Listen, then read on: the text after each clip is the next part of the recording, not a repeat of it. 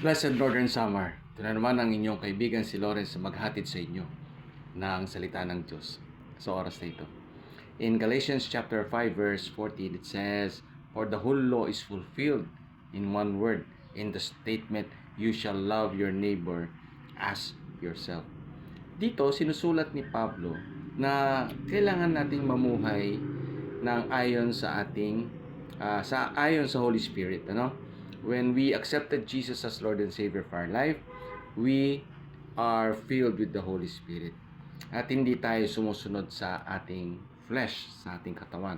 Because what the flesh desire, hindi yun ang gusto ng Holy Spirit. At dito tinukoy ni Pablo na kung mahal mo ang iyong kapitbahay, if you love your neighbor, hindi mo yan pagnanakawan.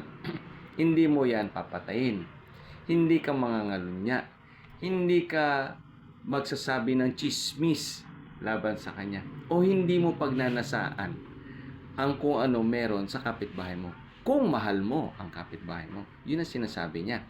And the law, yung 10 Commandments, yung binanggit ko na yon, is sum up to this: love your neighbor as yourself.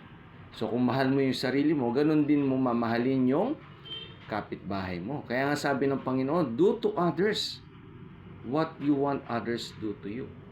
So kung love mo, love ko siya, hindi ko siya papatayin. Hindi ko siya awayin. Kung love ko siya, hindi ko siya pagnanakawan.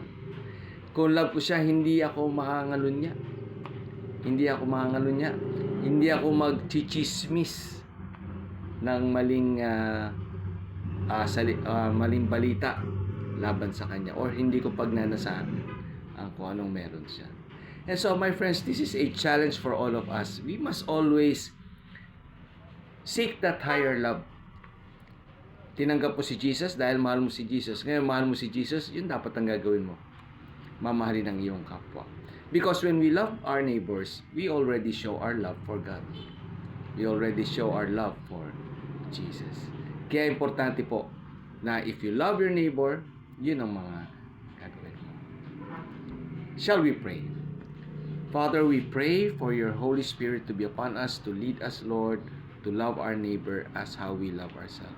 Salamat, Panginoon, for showing us that loving our neighbor is a way of showing our love for you.